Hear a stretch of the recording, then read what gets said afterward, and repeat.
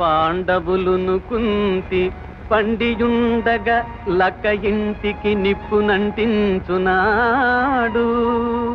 శకుని పాచికలతో సంపదలను దోచి ఇంటితో నడవి పట్టించునాడు. సాధ్వి జుట్టును బట్టి సభలోనికి ఈడ్పించి ప్రీతితో చీరలొల్పించునాడు.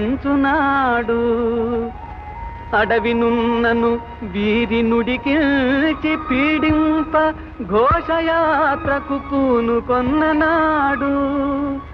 ఒక బాలుని 10 మంది యోధులకట పొంచి వంచి అభిమన్యు దృంచునాడు.